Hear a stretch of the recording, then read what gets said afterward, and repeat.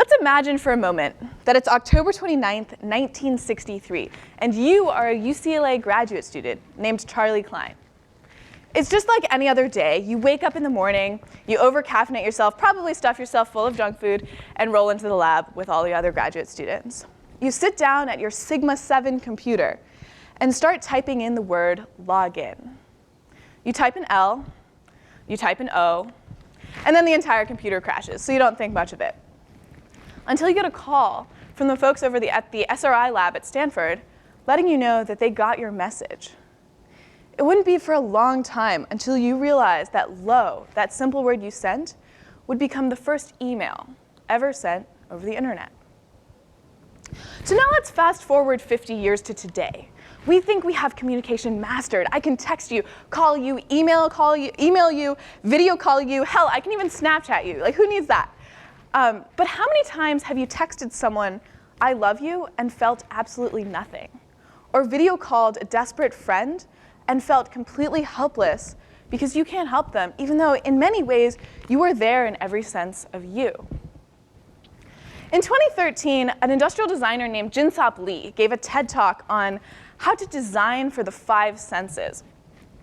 And he makes this argument that all designers know that you have to understand the visuals. That's why people go to art school. That's why people learn how to design, is to make things look nice. But what if we're designing for all 5 of our senses? What if your alarm clock woke you up with smell rather than sound? Or your toothbrush woke you up with taste rather than whatever? And so he makes this point by having his students map out all of their life experiences on a graph that he calls the 5 senses chart. And that chart is very simple. On the x-axis, it just has a list of all of the senses: taste, touch, sound, etc. And on the y-axis is just a scale from 1 to 10. And they have to go through these day-to-day experiences and just mark off and break each of those experiences down to each of those senses. How much, so take, for example, riding a motorbike or a motorcycle. Really, really high sense experience, probably a 10 on sight, 10 on sound, maybe even a 9 or a 10 on touch. The feeling of the wind and riding down the highway. And then you have smell. That's a huge factor. Smelling the gasoline of other cars, of the rubber skidding across the asphalt. And the one where it's lacking a little bit is taste. But all across the board, it's pretty much, it's got a couple 10s, it's got some 5s and 6s, and it's got maybe a 2. And you can take more bland activities like eating ramen noodles. Pretty high on taste, but I'm not gonna give it a whole lot of credit, maybe a 5 or a 6.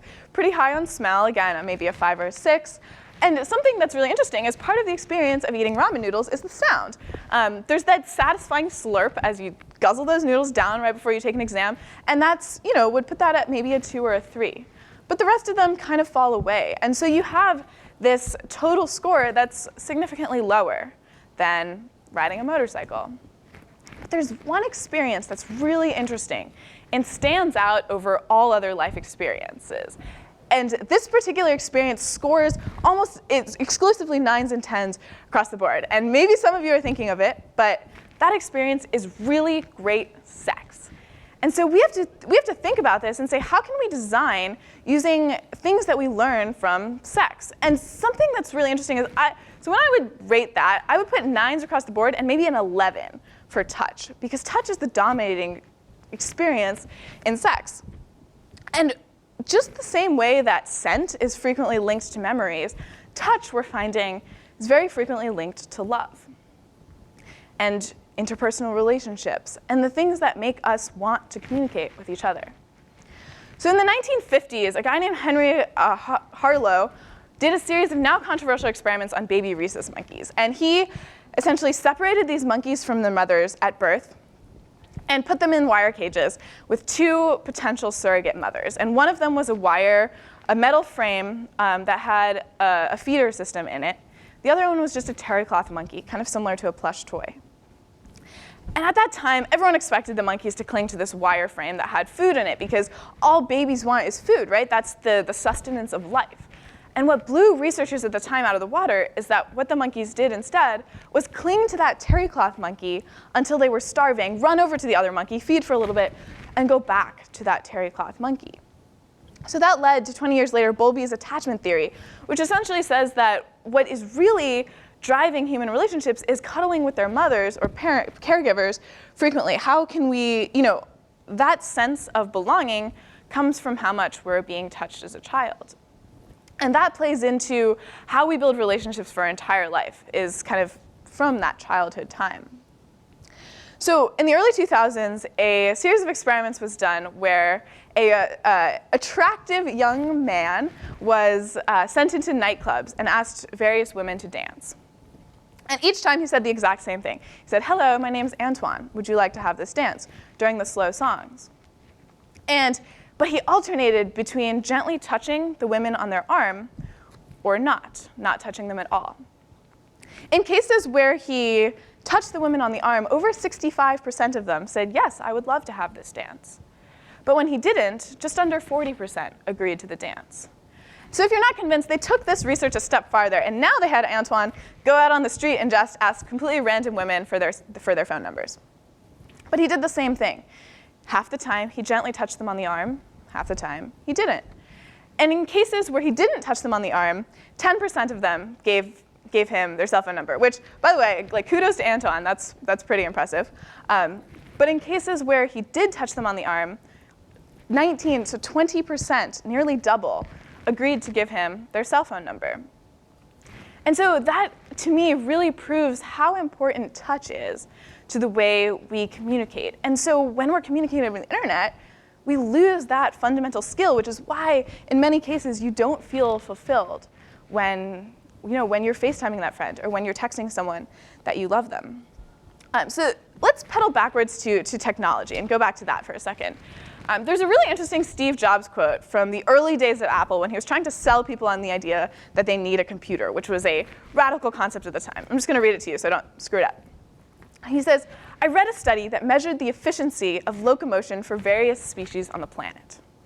The condor used the least amount of energy to move a kilometer. And humans came in with a rather unimpressive showing, about a third of the way down the list. It was not too proud a showing for the crown of creation." So that didn't look so good. But then someone at Scientific American had the insight to test the efficiency of man on a bicycle. And a man on a bicycle completely blew everyone else out of the water, completely off the top of the charts. And that's what a computer is to me. It's the most remarkable tool that we've ever come up with. And it's the equivalent of a bicycle for our minds. And to me, that shows why we're building technology. Why are we constantly pushing the barriers of computing? And it's for efficiency. We're trying to get information passed across the internet as fast as possible. We want to get that message through as fast as possible, make those measurements as fast as possible. But in doing that, have we completely lost all of the things that make us human? Has technology ignored the humanity? And so is it time that we learn how to build a new type of bicycle? There have been attempts at touch over the internet. Take, for example, telepresence robots. So in a business setting, a manufacturing director can log into an iRobot Ava and actually take a walk down the manufacturing line from thousands of miles away. And that gives them a physical presence in the office or a physical presence in the factory. And that's really important to the way they're communicating with their coworkers, because now they can walk up to someone instead of just constantly texting them saying, "Hey, get on Skype, get on Skype, get on Skype." But that doesn't really work when you want to give grandma a hug, or when you want to wander into grandma's house and have some of her homemade chocolate chip cookies. But then there's this huge gap. And then you go into the other people who have tried to integrate touch into internet communication, and that is internet-connected sex toys. There have been product after product trying to recreate this maximum sense experience over the internet, and almost pretty much exclusively all of them have failed. And to me, it's interesting that we've made a jump from 0 to 100% without stopping at things in the middle. So I've spent the last year working on something that was trying to fill that gap in the middle, and I founded a company called PariHug. We make internet-connected teddy bears that let you hug loved ones from anywhere in the world, and it's really simple. It's the most stripped-down version of hug that we could come up with. When one teddy bear is hugged, a suite of sensors detects that hug, transmits it to the other bear, and all it does is gently vibrate out that hug in real time. And what we've come up with is that we're trying to make it as simple as possible. Kids are already attracted to teddy bears, just like Harlow's monkeys are attracted to those plush mothers, because they're soft, they're cuddly, and they feel like they're already hugging back. But that might not be the best solution.